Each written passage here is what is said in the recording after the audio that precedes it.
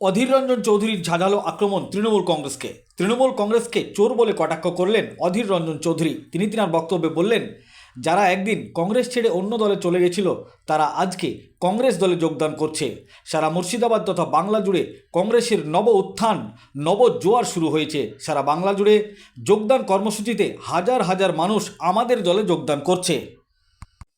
তিনি আরও বলেন, তৃণমূল কংগ্রেসের সভা করতে গেলে পুলিশ লাগে, প্যান্ডেল লাগে, বিরিয়ানির প্যাকেট লাগে, ভালো ভালো সাজসজ্জা লাগে, তারপর তাদের সভা হয়। আর কংগ্রেস দলের মানুষ সভাতে নিজের ইচ্ছায় স্বতঃস্ফূর্তভাবে অংশগ্রহণ করে। এখানেই বোঝা যাচ্ছে যে তৃণমূল কংগ্রেস থেকে মানুষ মুখ ফিরিয়ে নিচ্ছে, কংগ্রেসে যোগদান করছে। অধীর রঞ্জন চৌধুরী তিনি আরও বলেন, ওয়াকাফ নিয়ে কটাক্ষ করেন তৃণমূল কংগ্রেসকে এবং বাজেট নিয়েও কটাক্ষ করেন তৃণমূল কংগ্রেসকে। তিনি বলেন, লক্ষ্মী ভাণ্ডার, যুবসাথী বাড়ালেও ইমাম মুয়াজ্জিনদের ভাতা বাড়েনি। কংগ্রেস পরিচালিত রাজ্যে মহিলাদের ৩,০০০ টাকা করে সাম্মানিক ভাতা দেওয়া হয়, আমরা সেটাই দাবি রেখেছিলাম। অন্যদের দাবি মানা হলেও মুসলিমদের খাতিরদারি করছে না তৃণমূল কংগ্রেস। মুসলমানকে দুধের গাই হিসাবে ব্যবহার করে চলেছে, কিন্তু এবার মুসলমান সমাজ মুখ্যমন্ত্রী মমতা বন্দ্যোপাধ্যায়ের পাশ থেকে সরে আসতে শুরু করেছে, এমন মন্তব্য করেন অধীর রঞ্জন চৌধুরী। তিনি আরও বলেন, কংগ্রেস ভোটে জিততে পারে বা হারতে পারে, কিন্তু কংগ্রেস মানুষের সাথেই থাকে। এইভাবে একাধিক বিষয়ে তৃণমূল কংগ্রেসকে ঝাঁঝালো আক্রমণ বহরমপুরের সভা থেকে কি বলেছেন বিস্তারিত শোনাবো আপনাদের। এই ভিডিওটি যারা দেখছেন ভিডিওটি শেয়ার করবেন, চ্যানেলটি লাইক করবেন আর সাবস্ক্রাইব করবেন। আই লাভ মাই ইন্ডিয়া, মেরা ভারত মহান। এবার যোগদান করছেন আবু সুফিয়ান সাহেব, ভগবানগোলার প্রাক্তন বিধায়ক, সেই সঙ্গে সঙ্গে তৃণমূলের প্রাক্তন সভাপতি INTTUC অধীর চৌধুরী জিন্দাবাদ, অধীর চৌধুরী জিন্দাবাদ, জাতীয় কংগ্রেস জিন্দাবাদ। জাতীয় কংগ্রেসের পতাকা গ্রহণ করলেন শেখ সুফিয়ান সাহেব। তৃণমূল নামক চোরের দলে যোগদান করেছিল। তারা ভেবেছিল যে হ্যাঁ, তৃণমূল দলে গেলে হয়তোবা কোনো ভালো কাজ করব, কোনো আদর্শ নিয়ে বাঁচব, মানুষের স্বার্থে লড়ব, এরকমভাবেও কিছু লোক গেছিলেন। কিন্তু তৃণমূল দল আজ কোন জায়গায় পৌঁছেছে সেটা অনুধাবন করতে পারার পর আবার কিন্তু উল্টো স্রোত বইছে এই মুর্শিদাবাদ জেলা জুড়ে। নির্বাচনের আগে তাই আবু সুফিয়ান সাহেবকে তৃণমূল দল ছেড়ে কংগ্রেস দলে যোগদান করতে আমরা দেখছি। এটার মধ্যে দিয়ে বার্তা স্পষ্ট যে যারা একদিন কংগ্রেস ছেড়ে তৃণমূল দলে গেছিলেন আজকে তাদের মোহভঙ্গ হচ্ছে। তারা বুঝতে পারছে করতে গেলাম এক, হলো আর এক। ভেবেছিলাম ভালো কাজ করব, কিন্তু ভালো কাজ করবার জন্য যে বাতাবরণ দরকার, যে ব্যবস্থা দরকার, যে পার্টি দরকার, তৃণমূল তা নয়। সম্পূর্ণ উল্টো তৃণমূল একটা চোরের দলে রূপান্তরিত হচ্ছে আজকে এই পশ্চিমবঙ্গে। তাই তাদের এই মোহভঙ্গের পরিণামে তারা আমাদের দলে যোগদান করছে, আমরা খুব খুশি হচ্ছি। মুর্শিদাবাদের মানুষ জেনে রাখুন, মুর্শিদাবাদের মানুষ জেনে রাখুন, সারা মুর্শিদাবাদ জেলা জুড়ে, সারা মুর্শিদাবাদ জেলা জুড়ে কংগ্রেস দলের আবার নব অভ্যুত্থান শুরু হয়েছে। সারা মুর্শিদাবাদ জেলা জুড়ে মানুষ ক্রমশ কংগ্রেস দলের প্রতি আকৃষ্ট হচ্ছে। প্রত্যেকটা সভায় হাজার হাজার মানুষের জমায়েত তার প্রমাণ দিচ্ছে। আজকে সমাজ মাধ্যমের যুগে আপনারা দেখতে পাচ্ছেন। তৃণমূল দলের কোনো সভা করতে গেলে পুলিশ লাগে, বিডিও লাগে, বিরিয়ানির প্যাকেট লাগে, তারপর তাদের সভা হয়। কংগ্রেস দলের সভায় স্বতঃস্ফূর্তভাবে মানুষ নিজে নিজে অংশগ্রহণ করে। ফারাক এইটাই।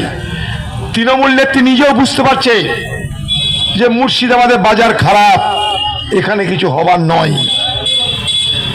তাই তৃণমূল দল এই মুর্শিদাবাদ জেলায় প্রশাসনকে ব্যবহার করে, বিডিও এসডিওকে ব্যবহার করে, পঞ্চায়েত সমিতি, জেলা পরিষদকে ব্যবহার করে তারা মানুষকে তাদের পক্ষে রাখার চেষ্টা করছে, কিন্তু মানুষের মোহভঙ্গ হয়ে যাচ্ছে।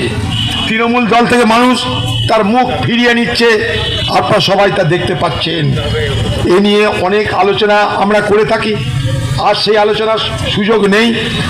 তৃণমূল দলের প্রতি মানুষ, মুর্শিদাবাদের মানুষ আস্থা হারিয়ে ফেলেছে। যখন তৃণমূল দল এই মুর্শিদাবাদ জেলা, যাকে সংখ্যালঘু অধ্যুষিত জেলা হিসাবে পরিগণিত করা হয়, যেদিন তৃণমূল পার্টি, তৃণমূল দল, মমতা ব্যানার্জি মোদির মুসলমান সম্প্রদায়ের যে ধর্মীয় আবেগ, যে ধর্মীয় অধিকার, সে অধিকার কেড়ে নিয়ে ওয়াকফ সম্পত্তিকে কবজা করার চেষ্টা করছে আইন এনে। আর সেই আইনকে সমর্থন করে এ বাংলায় মুখ্যমন্ত্রী মমতা ব্যানার্জি যেদিন ওয়াকফের বিরুদ্ধে আন্দোলন করাকে নিষেধ বলে ঘোষণা করছে, সেদিনই এই মুর্শিদাবাদ জেলায় তৃণমূলের যে কফিন, সেই কফিনের শেষ পেরেক পোতা হয়ে গেছে। আর মুসলমান সমাজ তৃণমূলের সঙ্গে নেই বলেই লক্ষ্য করে দেখুন, এবারের বাজেটে সকলের বেতন বাড়ছে, সকলের সুযোগ সুবিধা বাড়ানো হচ্ছে। কারণ ভোট আসছে, 1,500 টাকা লক্ষ্মীর ভান্ডার, ভোট এসে গেছে বেকার ভাতা। কিন্তু একবারও দেখলেন যে ইমাম বা মুয়াজ্জিনদের তাদের কোনো ভাতা বাড়ানো হলো না? কারণ পশ্চিমবঙ্গের মুখ্যমন্ত্রী জেনে গেছে মুসলমান সমাজ তার সঙ্গে নেই। কারণ তিনি বলেন, মুসলমান তোমরা দুধেল গাই, তোমরা আমার সঙ্গে থেকো। কিন্তু দুধেল গাই বলছে, অনেক দুধ দিয়েছি, আর তোমাকে দুধ দিতে পারবো না, এবার তুমি লাত খাও। এবার দুধেল গায়ের লাত খেয়েছে মমতা ব্যানার্জি, তাই সকলের খাতিরদারি হলো। কিন্তু ইমাম বা মুয়াজ্জিনদের কিন্তু 54 পয়সা বাড়ালো না। খেয়াল করে দেখুন। অথচ এই ইমাম মুয়াজ্জিনদেরকে ব্যবহার করে তাদেরকে পার্টির কাজে লাগিয়ে এনআরসির নামে মিথ্যা বাতাবরণ, মিথ্যা আতঙ্ক তৈরি করে 21 সালে কিন্তু জিতে নিয়েছিল। খেয়াল করে দেখুন, সেই মুয়াজ্জিনদের খাতিরদারি ছেড়েই দিন, ওয়াকফ সম্পত্তি নিয়ে আন্দোলন বাংলায় নিষেধ করে দিল। বারবার তো খাতিরদারি হবে না, বারবার ঘুঘুতে ফাঁদে পড়বে না। তাই বাংলার মুখ্যমন্ত্রী বুঝে গেছে মুর্শিদাবাদে হাল বেহাল। এখন খাতিরদারি করতে হবে, বেকারদের ভাতা দাও। এতদিন ভাতার কথা মনে পড়েনি, ঠিক ভোটের আগে মনে পড়লো ভাতা দিতে হবে। কারণ ভাতা দেওয়ার নামে ভোট খরিদ করতে হবে, এটা তো মূল কথা। তাই ভাতা সবাই নিন, সবাই ভাতা নিন। ভারতবর্ষে বিভিন্ন রাজ্যে ভাতা চালু আছে। কংগ্রেসের রাজ্য তেলেঙ্গানা বেকার ভাতা 3,000, কংগ্রেসের রাজ্য কর্ণাটক বেকার ভাতা 3,000। কিন্তু ফারাকটা কি জানেন? সেখানে সরকার কামিয়ে খাতিরদারি করে।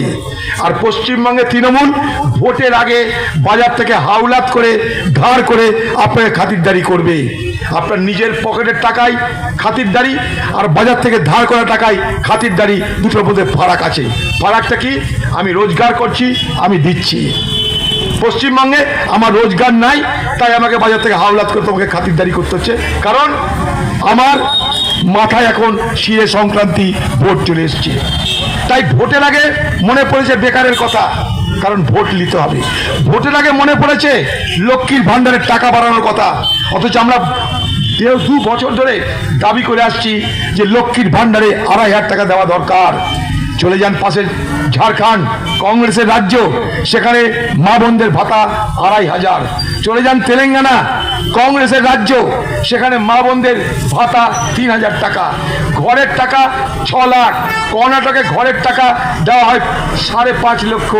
পশ্চিমবঙ্গে কি দেওয়া হয় দেখতে পাচ্ছেন। ভোটের আগে ভাতা, ঘরের টাকা বাড়িয়েছে, কিন্তু পাশাপাশি তৃণমূল নেতাদের বলে দিয়েছে এই মোকায় তোমরা কামিয়ে নাও, ঘর লাও, পয়সা দাও।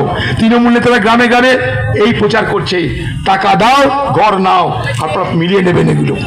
তাই তৃণমূল আজ এই বাংলায় চোরের দলে রূপান্তরিত হয়েছে, মানুষ তাদের সঙ্গে নাই। তাই টাকা দিয়ে, পয়সা দিয়ে, খাতির করে কোনো রকমে তারা এই নির্বাচনী যুদ্ধ পার হতে চাইছে। সেই জায়গায় দাঁড়িয়ে এই মুর্শিদাবাদ জেলার মানুষকে বলবো, এই মুর্শিদাবাদ জেলার মানুষ আপনারা বরাবর কংগ্রেসকে সমর্থন করেছেন। এই কংগ্রেস জেলা পরিষদ চালিয়েছিল, এই জেলা পরিষদ সারা মুর্শিদাবাদের ভূগোল পাল্টে দিয়েছে, মুর্শিদাবাদের পরিকাঠামো পাল্টে দিয়েছে। মুর্শিদাবাদে হাজার হাজার কিলোমিটার পাকা রাস্তা করে সারা মুর্শিদাবাদকে আজকে পরিবর্তন করে দিয়েছিল এই কংগ্রেস পরিচালিত জেলা পরিষদ। সিদ্দিকা বেগমকে সভাধিপতি করে মনে করে দেখুন। তাই আজকে যখন এই দুর্নীতির রাজ্য, চোরদের রাজ্য, লুটেরাদের রাজ্য, ফেরতবাজিদের রাজ্য, সেই রাজ্য থেকে অন্তত মুর্শিদাবাদকে বার করে আনার জন্য মুর্শিদাবাদবাসী আগামী দিনে ভাববেন, চিন্তা করবেন।